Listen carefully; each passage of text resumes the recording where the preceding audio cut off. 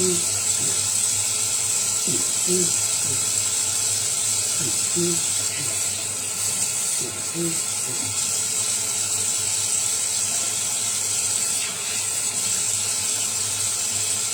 you get oil, I'm going to go down with you.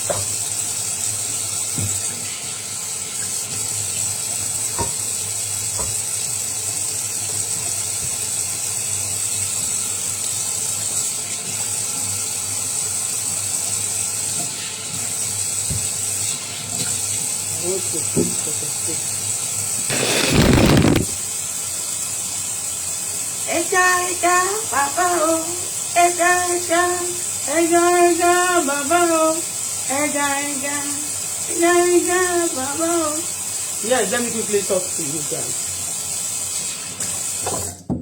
I know those of you stalking me and disturbing my page. All of you stalking me, disturbing my page, the Lord will destroy you. You will from hero to zero. Those of you disturbing me, disturbing my platform, Almighty God, if you are a hero now, you will be hero from that hero to zero. The Lord will destroy you, all you killers, you stalkers. Almighty God will destroy you, raise his standard against you and ruin you and useless you and waste your life. You will live a wasted life. Any man or woman that wage war against me, against my platform, the Lord will demote you. The Lord will destroy you. Almighty will put you to shame. Oh, ní bẹ́gbẹ́ pé ó máa dẹ̀yìn láwùjọ ẹgbẹ́. Ọ̀run máa dójú tì gbogbo yín. Gbogbo ń tẹ́ kójọ láì máa parẹ́ lójú ẹ̀mí yín. Ẹ ò ní jèrè tílétílé tọmọtọmọ tọkọtọkọ tayátayá. Aburú ló máa ṣẹlẹ̀ sí ní gbogbo ìgbà. Ẹ ó ṣùkúkú. Ẹ ó dààmú ní gbogbo ọ̀nà. Gbogbo ẹni bá ti disturb platform. Now, I want to tell you something. If I see a lot of things going on the social media, I don't want to talk about simple as that. Okay? But I want to tell you one thing. Stalking people, the activities of any man or woman stalking people. You are not a police. You are not a detective. The person is not a criminal. You just decide to stalk the person. The person means that you're a terrorist. Only terrorists stalk people, follow people around. I don't know you. Why do you want to know me? Why are you stalking me? And let me tell you, some of you doing that. I know some of you. You want me to be posting some of you. Majority of you celebrating Nigeria. Killers ni. Ẹ̀yin tẹ́ yọ kídìrín oníkìrì tẹ́ yọ àti oníhàtì. Ṣé tó pé mo dákẹ́ fún yín? Ẹ fi mí lẹ̀ o. Tí bá wá fún yín ẹ ní like ara yín o. Tí bá pọ́n ẹ lé eyín tájá fi ń bọ́ mọ̀ ṣe ló fi ń gèjẹ. Intel lè ṣe níbí náà ní pé gbogbo tẹ́ lè ṣe lẹ́ṣe yẹn. Tẹ́ bá tún lè ṣe nǹkan mi ẹ tún ṣe kárí. Ṣọ̀kan ló máa pa yín. Ó ti yín. Ilẹ̀ ló máa gbé yín mì láìpẹ́ ọjọ́ gbogbo ẹni bá yọ mí lẹ́nu. Tó bá sí ń bí. Ibikíbi tó bá wà ẹni bá ti yọ mí lẹ́nu tó yọ mọ́ mi lẹ́nu. Ilẹ̀ á gbé ẹ̀mí. Lójijì ìjì ilẹ̀ á bínú. Lójijì ni ìdààmú máa dé bá gbègbè ẹ. Stop disturbing me. All right? Stop disturbing me. You have done your worst. Did I talk? Did I say anything to you? Did I feel it? Did I tell you I feel it? Whatever I feel, I won't even tell you that I feel it. If I don't feel it, I don't tell you I feel it.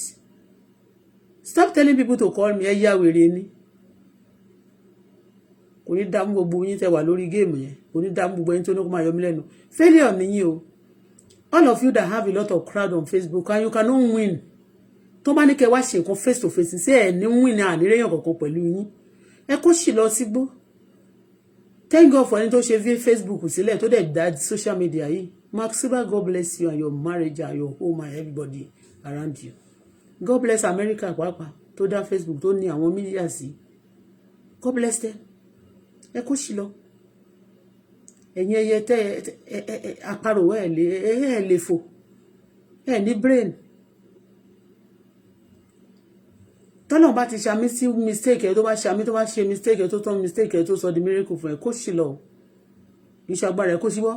Ẹ stop láti máa wá mi níjẹ́, stop láti máa dààmú ayé mi, ẹ kúrí burúkú lọ.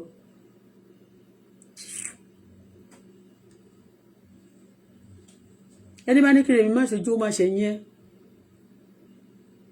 láyé bàjẹ́. Think I gbogbo nǹkan lẹ ti ṣe náà. Ẹ reduce page mi, ẹ reduce finance mi, ẹ reduce everything. Gbogbo bẹ́ẹ̀ ṣe fún mi lọ́nà máa ṣe fún yín. Ẹ̀yin máa ṣe bí inú yín dùn, ẹni tí inú ò dùn, inú yín ò dùn tẹ́ ẹ̀ ńlá ṣúgà.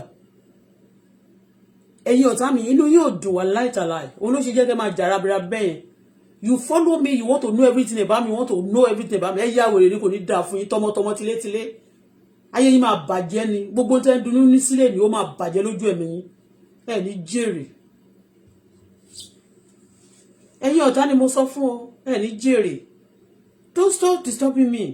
Ọ̀tá tó bá dẹ̀ tó ń wá sórí platform mi láti máa dí mi lọ́wọ́ láti mọ nǹkan tí mo fẹ́ ṣe next, láti máa dààmú mi. Ọlọ́run máa dààmú ayé ẹ̀. Ikú burúkú ló máa pa ẹ́. Gbogbo tó bá fi owó ṣe tó fayọ̀ ṣe tó fọkàn ṣe lọ́lọ́ máa bàjẹ́ mọ́ ẹ lọ́wọ́. Ọ̀tá tó bá tó wá sórí platform láti máa da platform mi láàmú, láti máa da page tèmi láàmú, láti máa ba ayé tèmi jẹ́, inú ẹ̀ máa bàjẹ́ bí mo kú òkè ń dunnú. Ó máa banújẹ́ kú ni. Ayé yìí máa bàjẹ́ kú ni lórí burúkú. Ẹ wo mo fẹ́ ṣe ẹran, mo fẹ́ ṣe pepper soup, ẹ wo bọ́n ṣe gé. Lọ bí iṣẹ́ wọn ọ̀dẹ̀ fún wa lówó wọn ṣe gbogbo nígbà tí ìsọ̀ méjì fún Canada wọn sì fún wa, wọn fún wa ní nǹkan kan. Wo bọ́n ṣe gé ẹran yẹn, ẹ bó ṣe tó. Ẹ bó ṣe tó. Ẹran jọ̀bọ̀jọ̀bọ̀.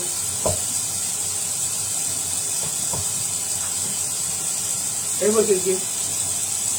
Ẹ bó ṣe gé ibi iṣan tó ní ṣí. Ẹ bó ṣe gé. Mo ní kàn gé bí wọ́n gé ó tì. Wọ́n máa wọ́tọ̀ kiri bí gọ́ìngọ́ìn aláyé bàjẹ́. Ẹ kó sí lọ. Adógbé ìfáyé yín tọrọ, ayé yín rùn. Aláyé bàjẹ́. Àwọn failure. Ayé yín rùn. Gbogbo nǹkan tẹ́ bá ti kójọ láyé tẹ́ bá ti kú ẹ máa business ayé lọ náà ni. Gbogbo èèyàn gbogbo téèyàn bá ní láyé tó bá ti kú báyìí ó ń lọ pẹ̀lú nǹkan tó bá kú ni. Kò gbé nǹkan lọ. Ẹ kó sì dànù ọlọ́pọlọ kúkú ẹ̀ ní ògbógbó ìyá sí i.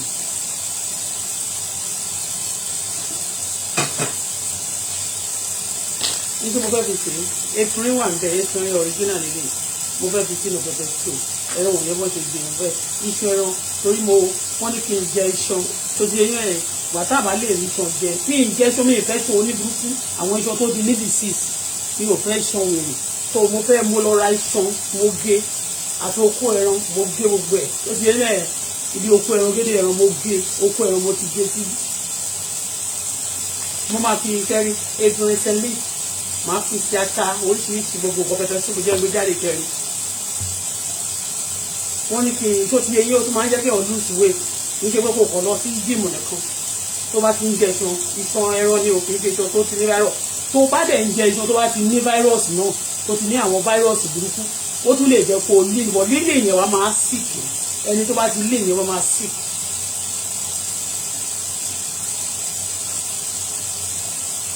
Láyé báyìí.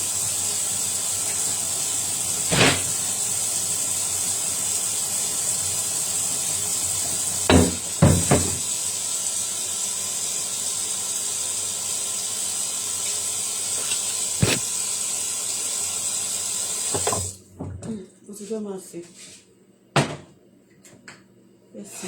ṣe pẹpẹ soup a lè wá kú kódà mo máa ṣe ẹ̀gúsí gan mo tún máa yan ẹ̀pà yìí mo gbé jáde sí mo fẹ́ yan ó máa ń da nínú kéèyàn máa fi panu irú ẹ̀pà ilé yìí sìn tó bá jẹ ò ní àdìsí ọ̀tọ̀ táàmì tẹ bá ní àdìsí kò ṣe nǹkan kan mo ní àwọn oríṣiríṣi kan tó yẹ kí n sọ fún yín tẹ bá tiẹ̀ sọ wọn tẹ máa fi lè gbé wẹ́wọ́ jẹ́ ẹ̀ ní ẹ bá ṣe pé fẹ́ da jókòó kó kàn lè ṣe irọ́ lẹ pa mo máa bí ṣe rí mo máa yọ̀ǹgì tí máa fi darúgbó tí máa fi 195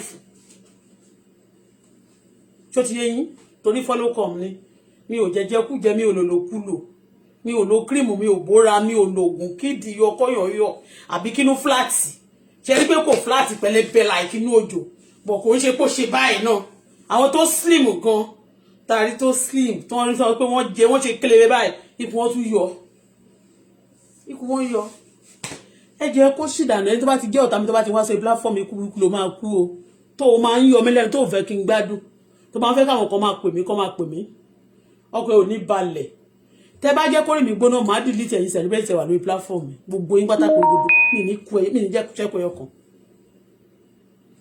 mo pọ̀ yín lé nígbà yẹn ṣé mo máa ń platform ètò bá kàn ṣe bẹ́ẹ̀ dè má kàn gbé síbẹ̀ ẹni tí bá dẹ̀ like máa kàn gbé síbẹ̀ you can force me to do anything ẹ̀yin tẹ máa ń gé àti aláàtì ẹ máa pọ̀ ọmọ ọlọ́mọ ẹ máa gé àti ẹ máa ní kó lọ pa ẹnìkan you go send people to go and kill somebody and remove the killing to put in your brother or your sister or your person's body and you be doing chakara olórí burúkú ni ẹ lọ face problem tó bá yín Nàìjíríà o ó ti ẹ̀yin ẹ ti bá gbọ́ Nàìjíríà jẹ́ Ọlọ́run bínú o Ọlọ́run bínú ó dẹ̀ sọ pé ó máa rìn lórí gbogbo àwọn ọ̀tá ẹ má rò pé ẹ máa go scot-free I won't speak for evil people when you are evil mo lè máa ṣe báyìí kí n má sọ̀rọ̀ I won't speak for evil people bàbá dẹ̀ dákẹ́ kò mí pé bóyá we are not saying anything àdúrà la máa sọ lábẹ́lẹ̀ gbogbo àwọn tó ń ṣèkà tó ń bọ orílẹ̀-èdè náà jẹ́ Olúwa tí wọ́n láṣìírí àṣìwọ̀n ò ní bò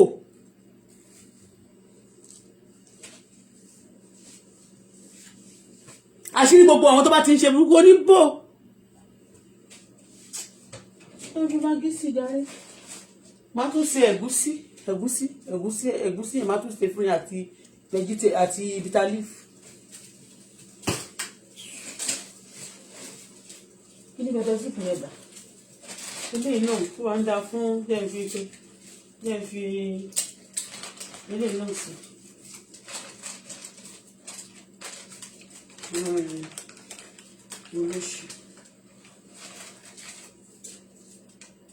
aṣọ òṣìyẹn náà ni wọ́n máa kó kiri àjọ tó yẹ pé wọ́n tà láàlẹ́ express gbogbo dọ́là ti bàjẹ́ kí ni wọ́n máa ṣe sí dọ́là yẹn bí ti ẹ̀mọ́ nǹkan tó fẹ́ ṣe sí èpè ló ń jà yín o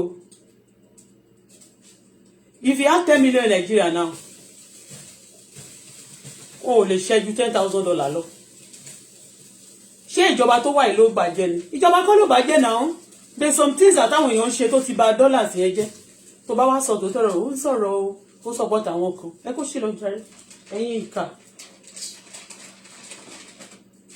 gbogbo ọ̀rọ̀ tẹ́ fẹ́ kí n sọ sí yẹn mi ì ní sọ sí kò sẹ́ni tó bá ti gbógun tì mí tí ò ní bá rẹ̀ níbi tí ò dáa tó bá gbógun tọmọ mi àdàbí tí bá gbógun tì mí gbógun tì mí rí ti hero náà ẹ máa sọ pé kọ́ máa kí gbogbo nǹkan kan fi gbogbo ayé ni lára mi tó wà yẹn gbàtẹ́ fayé ni mi lára ń kọ́ you just want to know my mind you cannot know it gbàtẹ́ fayé ni mi lára ṣé mo tún máa yín fà mí ìbá yín fà anything now but you know iṣẹ́ tó ṣe lónìí ìkà tó ṣe lónìí ó máa gbà lọ́la àwọn tó ṣe níjọ́ kìíní àná wọ́n ṣe kó ó lè bá mi mo sọ fún Sule Malaika mo sọ fún náà mo sọ fún ó ní mo sọ pé wọn kì í ṣe ìkà fún mi kan go scot-free you can't do evil to me and go scot-free you cannot it's not me that will do evil to you God mighty God will pay you back in double fold I serve a living God you see me like I'm praying like that day and night oh Lord oh Lord oh Lord you see oh you can't do any bad thing to me and go scot-free the Lord will pay you back it's a vengeance is mine that says the Lord ó ní ẹ̀san ni èmi jẹ́ Ọlọ́run ló sọ bẹ́ẹ̀ ó lè mi yóò san fún oníkàlùkù ó lẹ́ni tó bá ti bá mi jà òun yóò bàjà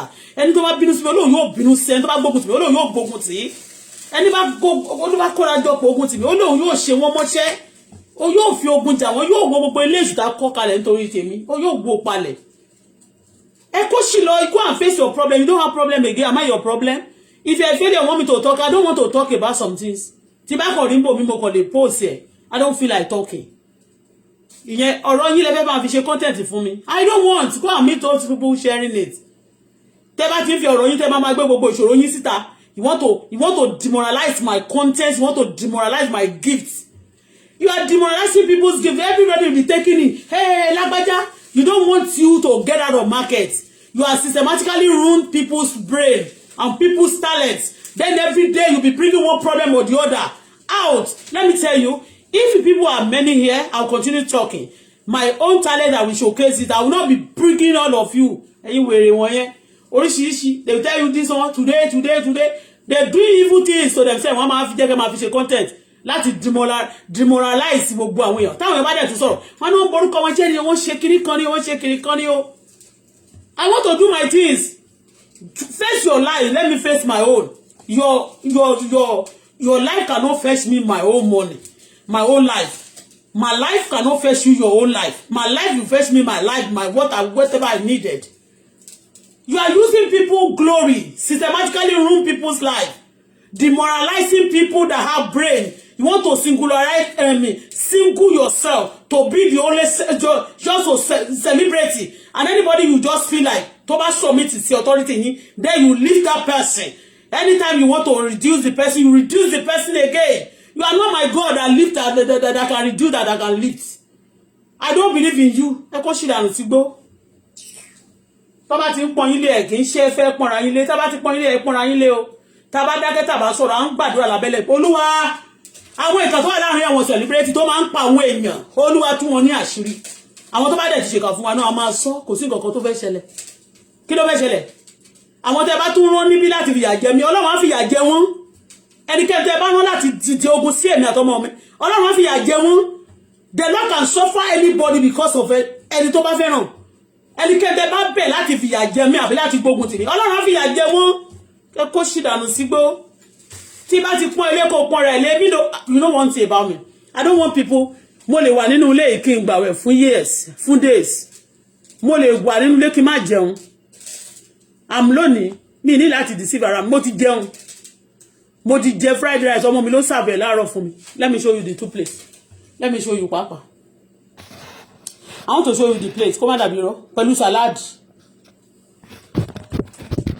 Look at the plate. This is my plate.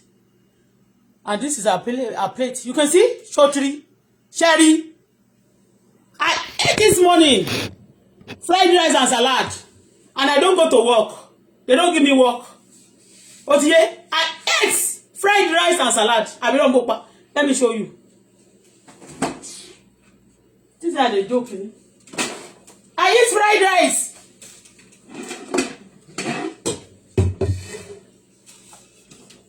See? What do you talk about? Fried rice. You don't come here do for once. My daughter love it.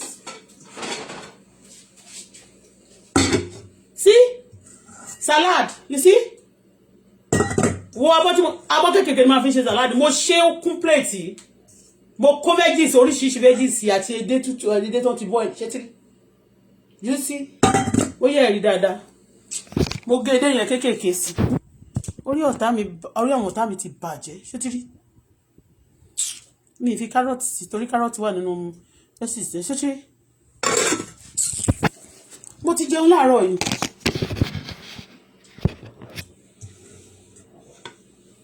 Ìgbà tí mo tún bù fún mi kékeré lọmọ mi bù tí òjò mi mo tún bù sí. Mo tún fi abọ́ kejì bù jẹ́ tún fi abọ́ tí mo tún fi bù ṣẹ́kì fún wọn. Let me show you. I use this plate again.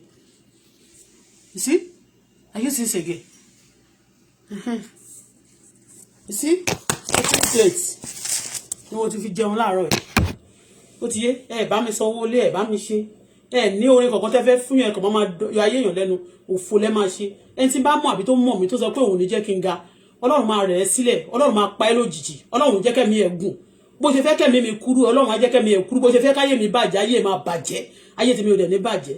They know they do evil for me and go score free. Go and cheat. Go see. You pay for it one way or the other. The Lord will fight my battle because I trust in Him and I pray day and night and I trust. I do things that pleases God, not things that please anybody. All right? Mo máa ń ṣe nǹkan tó Ọlọ́run fẹ́ ni mi ò ṣe nǹkan tí ènìyàn fẹ́. I do things that God please, that please God.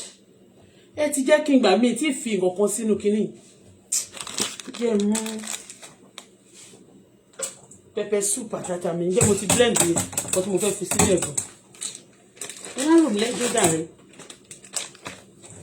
Mo ti jẹun. Gbàtẹ́ bá ń gbàgbé kọ́ ni máa gbàgbé. Gbàtọ́ máa ń jẹun kọ́ ni mo máa gbàgbé. Tọ́ máa gbàdúrà kan mọ́ gbàdúrà. A ti kọjá àwọn level kan. Don't joke with your life. Don't joke with your life. And start behaving like you are a God. You are a God. You're destroying that people's life. Stop it. Káyé má bàa bàjẹ́ kó tó pẹ́ jù. Ẹni ọ̀nà tẹ́ fẹ́ kẹ́mi sọ ń sìn tẹ́ ẹ̀rẹ́ nìkan sí ni kò ní dá fún wọ́n tó ṣe yẹn wọ́n tó wà níbẹ̀ tó yọ mílíọ̀nù. Ó máa ṣòfò dànù sọ́run.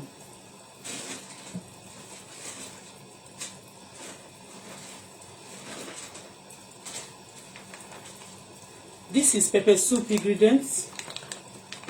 I think they blend this one. No.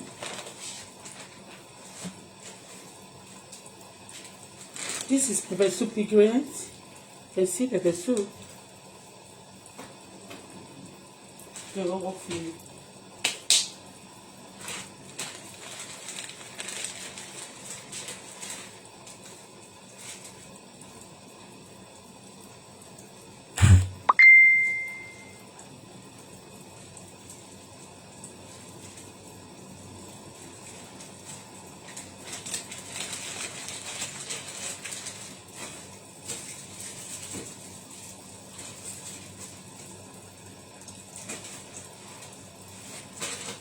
So bitter leaf lele máa ṣe bitter leaf àti efirin pọ̀ tó bá ti yá ọbẹ̀ ẹ̀gúsí tó kí téèpù máa wà lórí ẹ̀ tí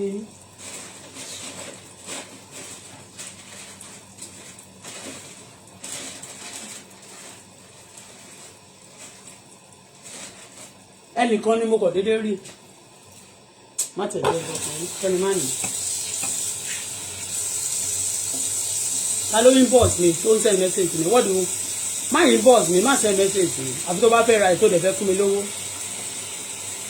gbogbo ẹ̀yin tó yọ ìfun tẹ́ yọ kíndìnrín Mohbad àṣírí yín ò ní bò your mind no go touch ground gbogbo yín pátá tẹ́ yọ ìfun àti ẹ̀dọ̀ ọmọ tí ò ń ṣe ẹ̀yin tẹ́ lọ tán ṣe autopsy o ẹ̀yin tẹ́ yọ kíndìnrín ọmọ yẹn ọkàn yín ò ní balẹ̀ ọmọ yín àwọn ọmọ tẹ́ fẹ́ fi tẹ́ pa ọmọ lọ́mọ láti yọ ẹ̀dọ̀ ẹ̀ àti kíndìnrín ẹ̀ láti fi tọ́jú ọmọ náà ò ní dàgbà ọmọ yín ò ní dàgbà mọ́ yín lọ́wọ́ ẹ̀yin fúnra ara yín náà tẹ́ ń ṣe burúkú yẹn ẹ̀ ní pẹ́ kú ọ̀run máa já okùn ẹ̀mí yín.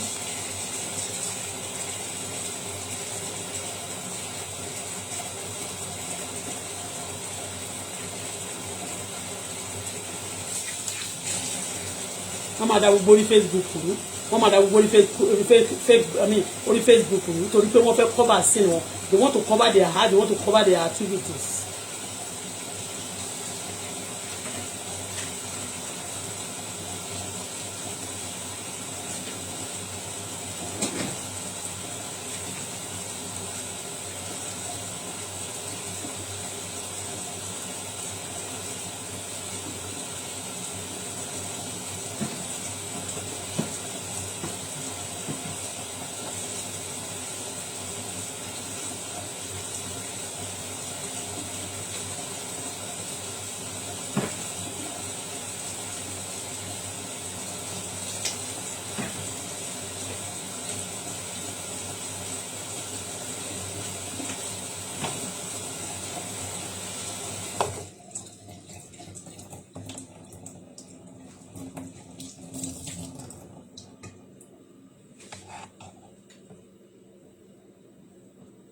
ó yẹ kí n lọ ní kó wà lè ṣiṣẹ́ dáadáa ó yẹ kí n lọ ní jẹ́ n fi díẹ̀ sí kí n wá lọ yòókù kí n lọ sínú pepper soup yẹn wọ́n lọ díẹ̀ sínú pepper soup yẹn.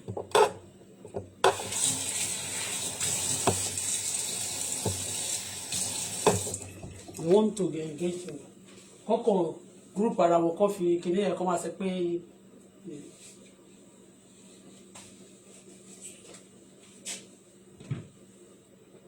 Níbo ni kíni yẹn wà ní?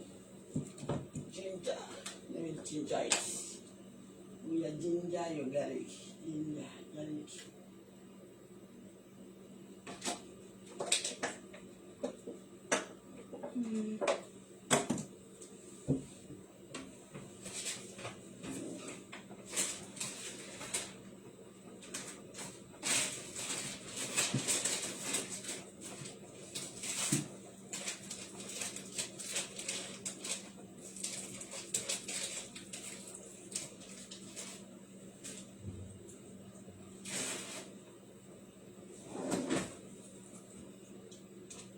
Gbogbo nǹkan tó máa ń lọ ẹ̀mí ò lọ kọ́kọ́ fi síbẹ̀ nù ó kù iyọ̀ díẹ̀ good water.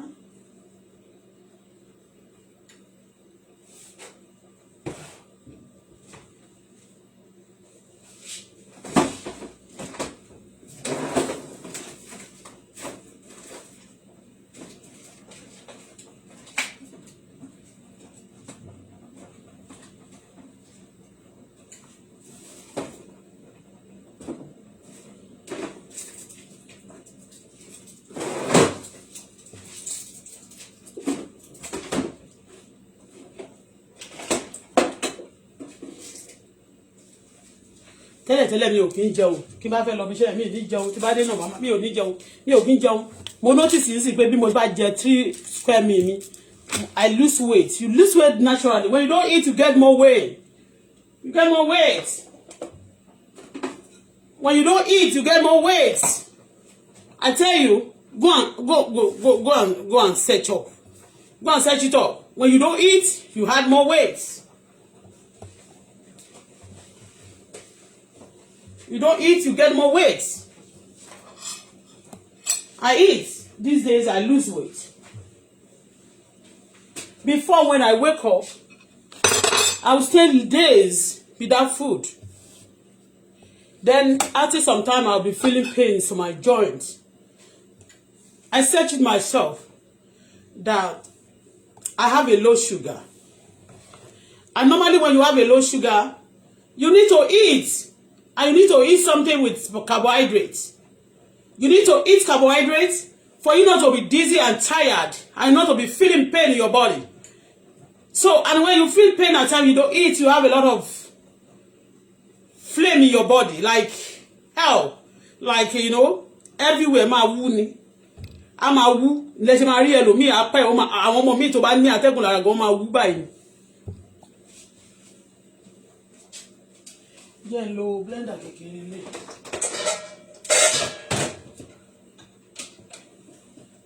Like this one now is calcium. These bones and iṣan wọ̀nyẹn calcium agẹmọ iṣan àti egungun ni tẹ́ bá rí tẹ́ bá lọ kú pé ó ti ṣe ẹran ńlá lábá rí bó ṣe gé ẹran ẹsẹ̀ ẹran ló yẹ kí n fi jẹ but I don't like the leg again because it's a lot of fat. I don't like leg. Mo like ẹsẹ̀ ẹran. Mo ti fata gbogbo ti bọ̀ mo ti fẹ́ fi fresh pepper sí and it's going to be all green.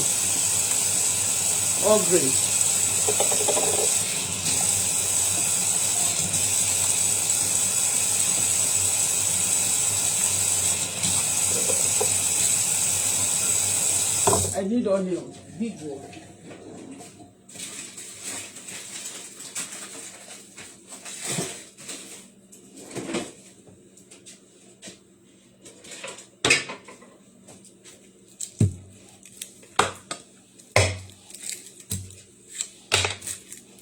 I go fasting, no food for long, and it's not good for me.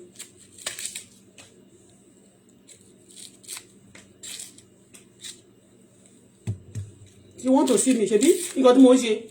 You want to see me like this? Ma pori mi níbi òwò tó bá fẹ́ rí mi lọ́la tó yẹ pé ògùn lẹ máa gbé dání tẹ́ máa sa orí èèyàn. Ìwọ tó bá pori mi níbi kíbi bá ẹ, ìwọ tó bá gbógun dání tó pé ìṣẹ̀dá mi sínú ògùn kan kó ògùn. Kí gbogbo tó kó dání kó bàjẹ́, káyé bàjẹ́. Kó yá padà sí burúkú. Àdàbí tèmi bá ṣe bẹ́ẹ̀ fún yín. Ẹni tó bá gbé orúkọ mi lọ sí ilé oṣó, ilé ọ̀dọ̀ àjẹ́, ọ̀dọ̀ ẹlẹ́bọ lóògùn, àwọn ìkà ayé.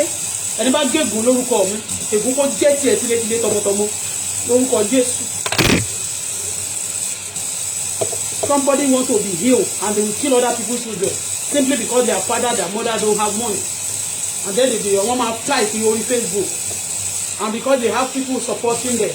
All the people supporting your evil, Almighty will destroy them together with you.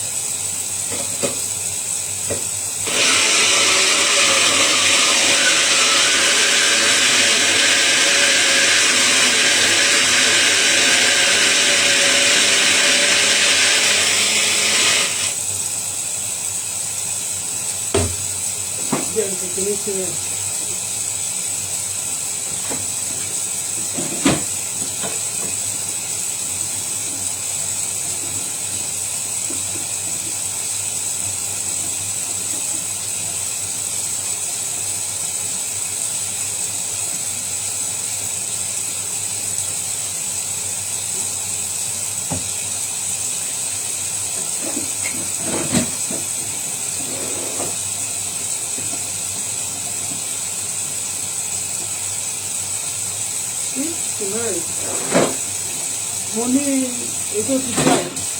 I have turmeric dry one. Well, I put fresh one.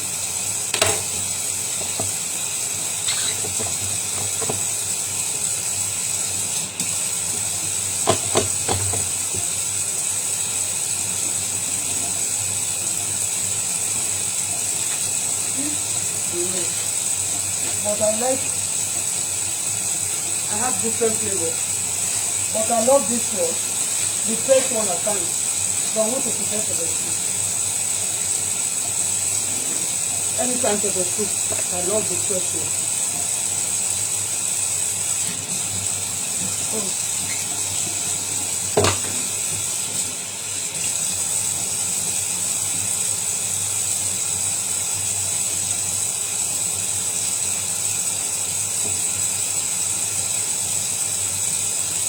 Cooking this thing, I go for this.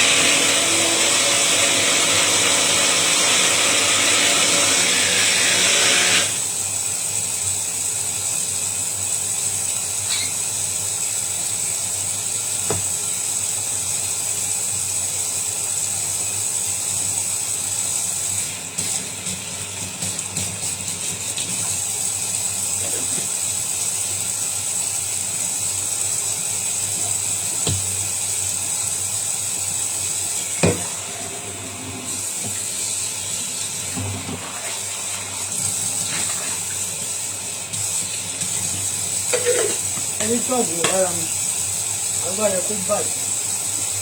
Ilé àtẹ̀sọ́ náà jẹ́ sí ilé àpadà sí ilé ìfẹ́.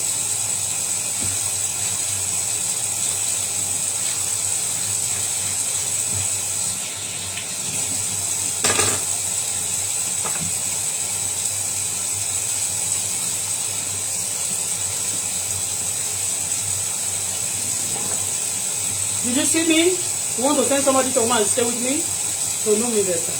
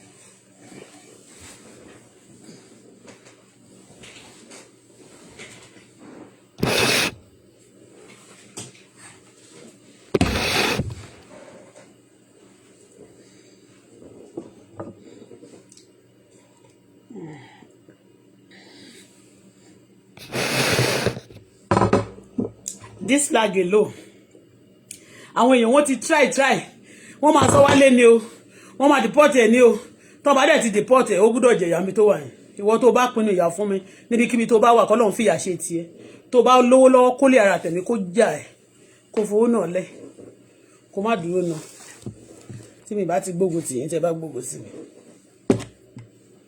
11.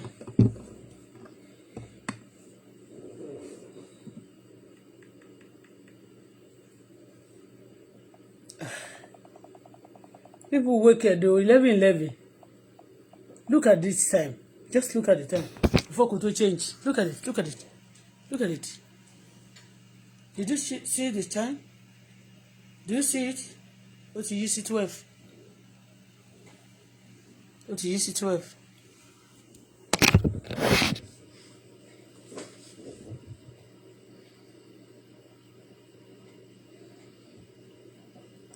Party náà wọ́n máa ṣe kiri wọ́n máa ṣe party kiri ni ẹ jẹ́ sọ mí lẹ.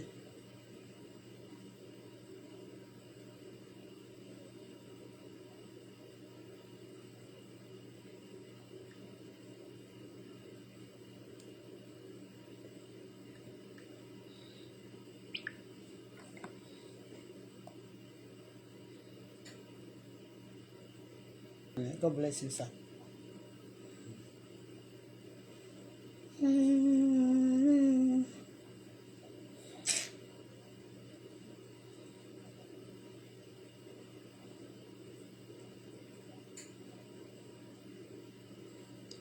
So stalking people, it's a terrible thing. It's not ordinary people that does that. All right, you stalking people, you always go after people's life. You don't know what you are doing. You better stop it now. Only those people doing that, they are terrorists. Stalking people. You are not a police. You are not detective. You are not FBI. You are nobody. You just want to be stalking people. You go people's life. You go to people's home. You send people to go to people's house to go and what for? What is your mission? You sending people around. Ẹ better ṣọ́ra yín kan tó pa yín dànù. Bẹ́ẹ̀ni. You try nonsense with me. You see? I don't report you, but you know, they monitor. Stop your bullshit and fuckery.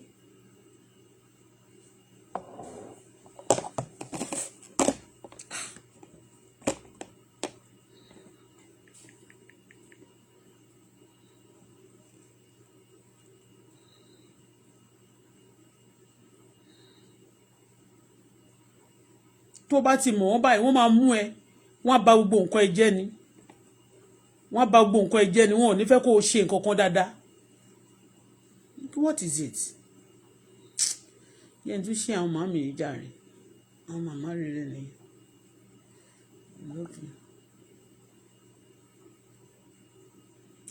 pick up future artist ìwọ̀n nǹkan sójú ẹ̀.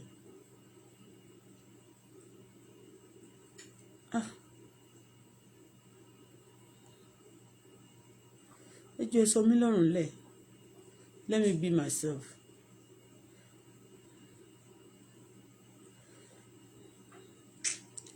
Don't stalk me. I don't like people following me, bomber to bomber, following me as if mo ti ma jẹ lówó bèrè owó ẹ lọ́wọ́ mi.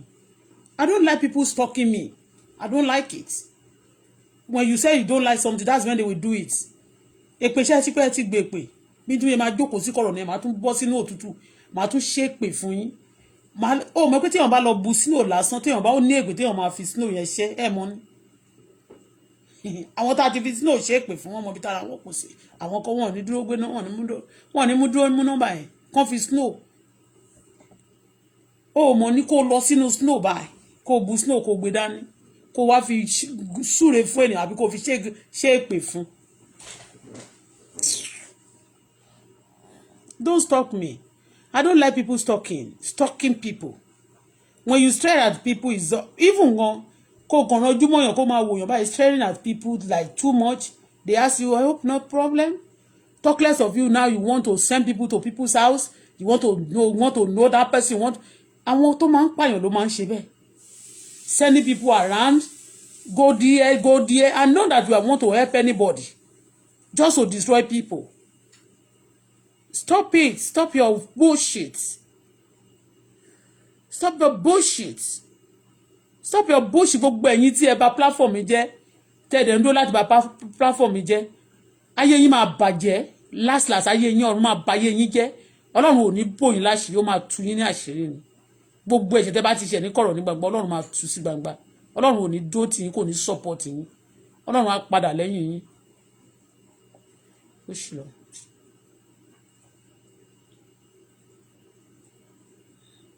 There's some things I don't want to do. They want to be putting things and they want you to talk about the kiniko tó ń sọ nbe yẹn tó ti sọ̀rọ̀ ó ti gbélé lọ kiniko eléyìí ti ṣe eléyìí kó máa share sórí platform wọ́n wá sọ platform di page wọn systematically advertising themselves into your page. It's not that story ni máa gbọ́ ni àmì ni máa tí máa gbọ́ gan ni máa sọ. Èyí tí bá ti ṣe yẹn àwọn èèyàn tó bá ń wò tó like yẹn, that's my people. I don't need to fake myself. I don't need to fake my life. I don't need to force myself into people. I don't need to deceive myself to get to tí bá tó bá gbé síbẹ̀ lónìí wọ́n á sọ dẹ̀ tó bá tún ṣe wọ́n á tún lọ bò mí. Èyí tí bá ti ń ṣe tó jẹ́ talent mi iye tó bá wò ó àwọn èèyàn tèmi nìyẹn.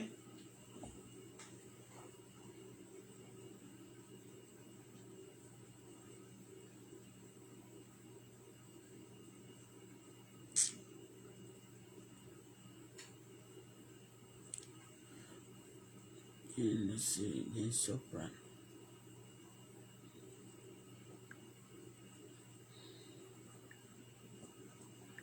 They see somewhere and then they be looking for people's trouble, waging war against people. Wọ́n lè máa láyé wọn dà. Ọlọ́run máa gbé ẹni tó bá tún yọ mí lẹ́nu, Ọlọ́run máa gbé àìsàn tí ó gbógun tó máa ṣán ẹ mọ́lẹ̀ tó ní lè dìde tó ní lè gbọ́wọ́ tó ní lè gbẹ́sẹ̀. Ọlọ́run máa bá mi gbé tiẹ̀. Àìsàn máa dédé kọlù ẹ́. Wọ́n bóyá o máa kọ̀ dédé sì jẹ ni. Wàá lọ jẹ mistake, wàá lọ jẹ poison tó wà against your health. The Lord will put it for you that way. Don't believe that your health is okay. You are not sick. You have money to take care of yourself. The Lord can ó lè ṣe ìkà fún kò sí ọ̀nà tó lọ́hùn ò lè gbà. I don't want to talk about some things. Ìta ti sọ lọ́jọ́ kìíní àná ńkọ́.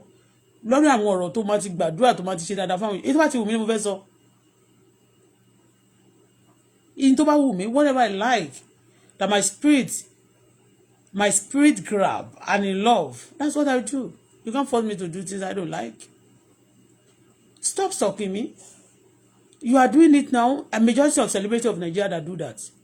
They'll be stalking people at àwọn míì, àwọn failure or àwọn politician míì tó ti ṣe. They just be stalking people. Sit down. Now they will tell you that they have friends who they don't have anybody again apart from Facebook.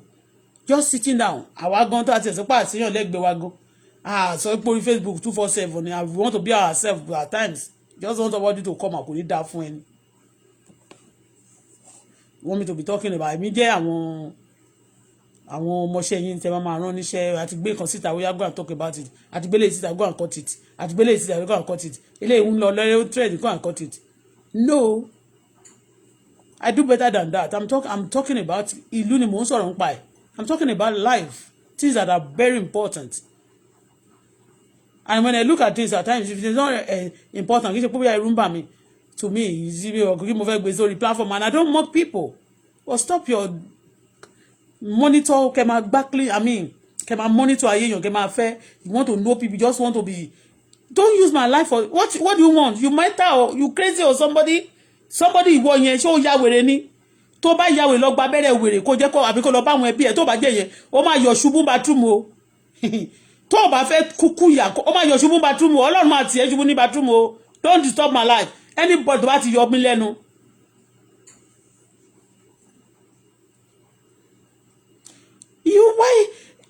You just said I see for you if you some of them they will tell you they have something they are doing. They are working. You are not working. Anybody that is working that is busy will not be stalking people up and down. Only àwọn olórí burúkú tí orí wọn kò wọ́n ṣiṣẹ́. Tó bá pé they will show you something we are working working here. Teacher oba you are not working. Anybody that is busy you don't be doing like that. Shit down the sigbo.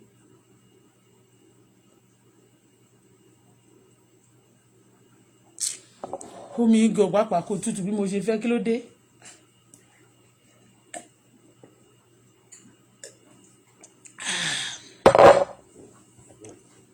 each time tí máa fi cup mu mi báyìí tán bá ti rí Canada báyìí ẹlòmíì báyìí bí pé kó rí mi ní airport bí pé kó sọ wálé bí pé kó sọ pé okay o àdàbà fẹ́ bá o máa kúrò ńbẹ̀ kí ló dé I want to live my life I don't live for people I live for myself I live my life I don't do things you do okay you don't tó bá fẹ́ lose láyé tó fẹ́ káyé ẹ bàjẹ́ you don't focus don't use me as your assignment tó bá ní kó lọ tó bá wà ní university àbí tó bá ní kó lọ ṣe project gan don't use me for your experiment you mad or something.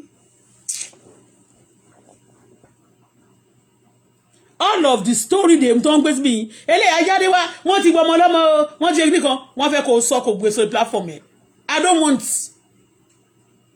don't want systematically these people instead of them to pay money for the influence because they know a lot of people now want to blog and because they say they are monetizing for people so they are systematically giving story and everybody all the bloggers will be sharing it to their platform.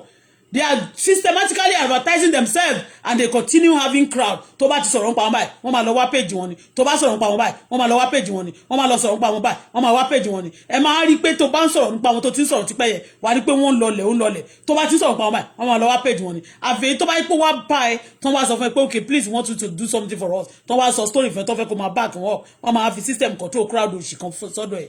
Crowd yẹn tó bá ṣe tán náà kò ní sówó ń bẹ̀.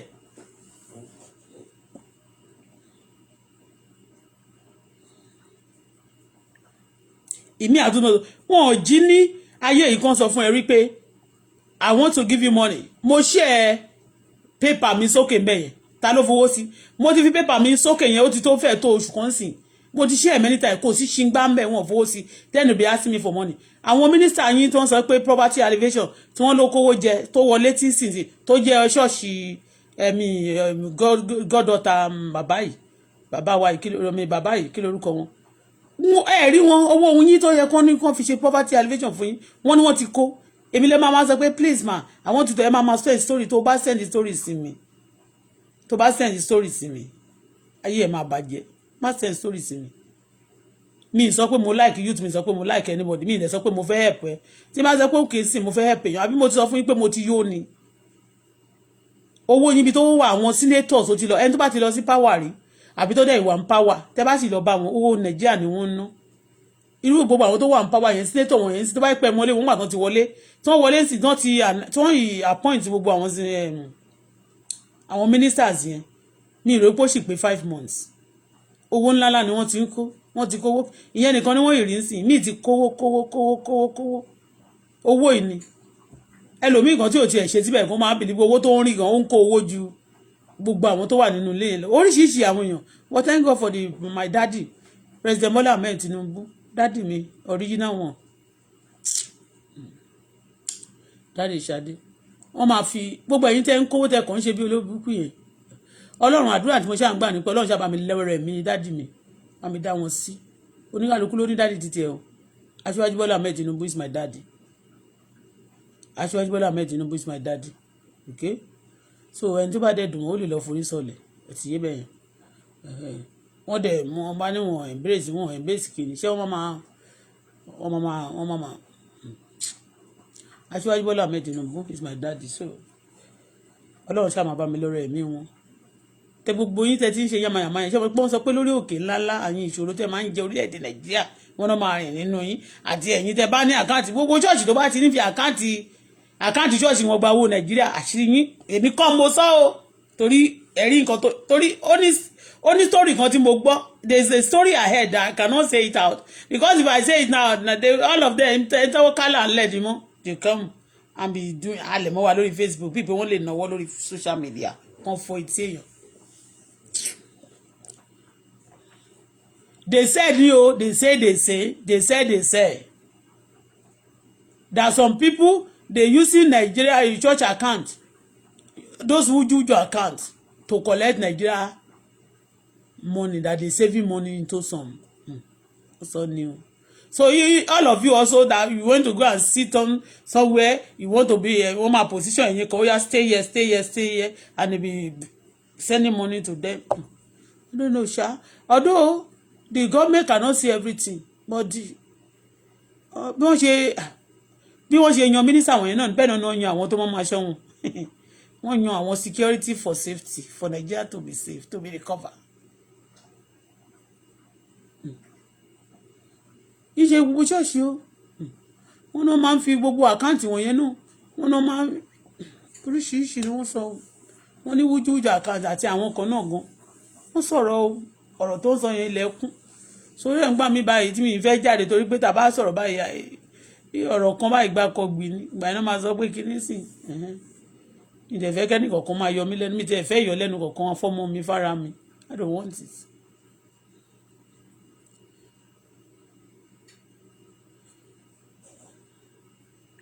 I don't want ìṣòro kankan.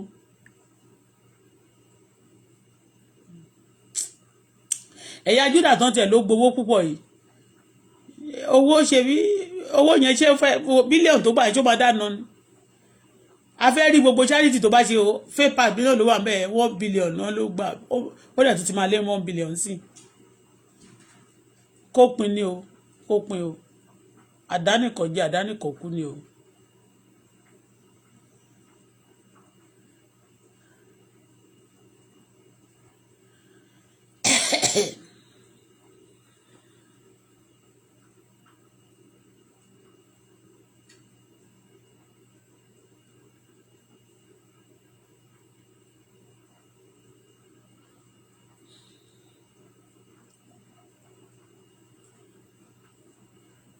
All of them wọ́n kò ń jà ní ìjà iṣá ni ìjà yìí ni ìjà gidi gan tó dẹ̀ máa dípò máa dòwó wọn ò nílé ìjà wọ́n ní wọ́n fẹ́ jà pẹ̀lú Nàìjíríà ń jọ sí wọ́n ní wàhálà kan ṣẹlẹ̀ pẹ̀lú some country I don't want to mention them they don't want wàhálà but ẹjọ́ ìnìṣà no love fight every day kọ́ dẹ̀ máa stock èèyàn kọ́ máa stock èèyàn kọ́ máa stock èèyàn kọ́ dẹ̀ máa fa yí ara wọn gbolẹ̀ kọ́ máa fi ara wọn ṣe yẹ̀yẹ́ fara wọn ṣe ẹ̀sìn fara wọn ṣe lẹ́yà kọ́ máa show up kọ́ máa ṣe àwọn ọlọ́run gbọ́lá fún anybody kò sípò ta lè wà láyé gbogbo èèyàn ló máa lọ ló máa kú ṣó ti eyín so ẹ̀dẹ̀ jẹ́jẹ́ tẹ ẹ̀dẹ̀ mìràwọ̀ àbí kí ló ń sọ dẹ́ẹ̀dẹ̀ mìràwọ̀ àbí kí ló ń sọ mí tiẹ̀.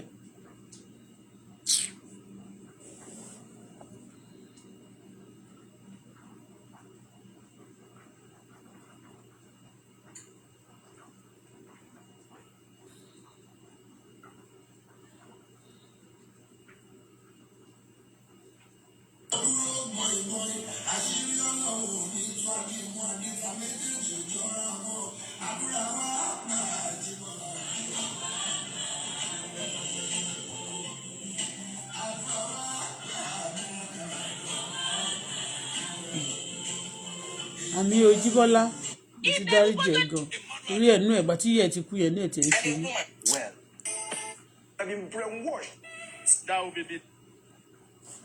It is well jẹ́ ìwò ní wẹ́ẹ̀ mo ṣe lẹ́yìn.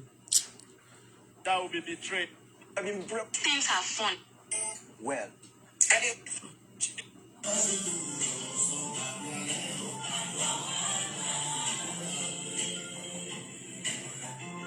Aṣọ pupa bíi ti kìí ló wà. No, no.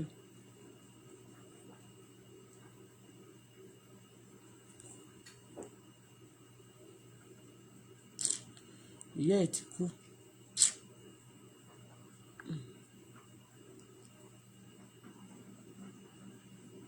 Again, share. I will download it. I will post it on my wall.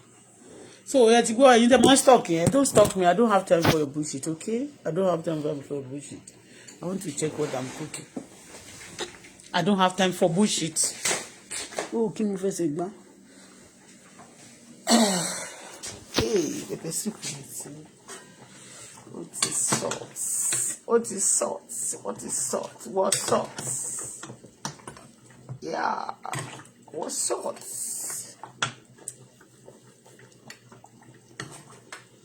What is salt? What's up? What is salt? Everybody. Okay. I don't want this pepper soup to be too please.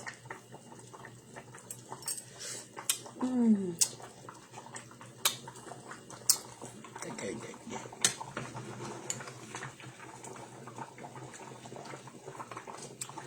At least I will cook this pepper soup like 30 more mo fẹ́ kó soft iṣan ni mo found today to be soft tẹ́ pé mo fẹ́ sè ní ọbẹ̀ ń sìn máa kàn dín ní tí máa ti boil it for like 20 minutes or 30 or 20 minutes then I grill it by the time máa kó sínú ọbẹ̀ báyọ̀ ti soft á kàn soft ni òtí lè maybe.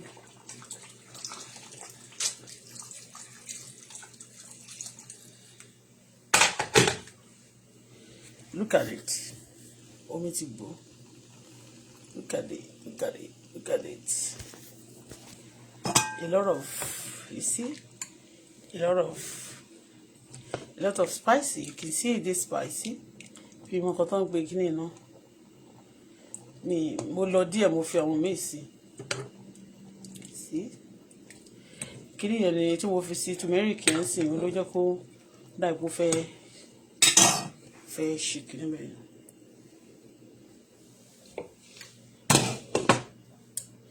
Kó máa ra jùlọ jẹ́ ìfomi púpọ̀ sí tó bá máa gbẹ ń sìn so ó máa gbẹ so ó máa jiná so ó yẹ kí n fi kán sí bọ̀ mi fi kán sí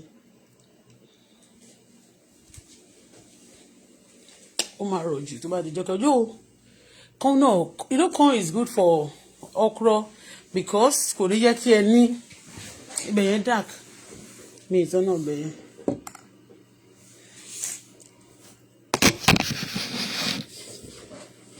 I have many things to do by for now. Stop stalking people. I don't want people. Oh God. Stop stalking. Stalking people is not a good thing. You want to know people. You want to disturb people's life. You want to make people. You want to play on people's intelligence. You want to trouble that person. You don't want that person to be happy. You want to look for somebody's trouble. You want that person to be, it's not good. You don't want to talk about anybody. All stories. Say, rí gbogbo story tó ń ṣẹlẹ̀ láti December. Ṣé mo gbé gbogbo ẹ̀ ní gbé náà. Tó bá wù mí ni máa ń ṣe. I don't do things that people want me to do.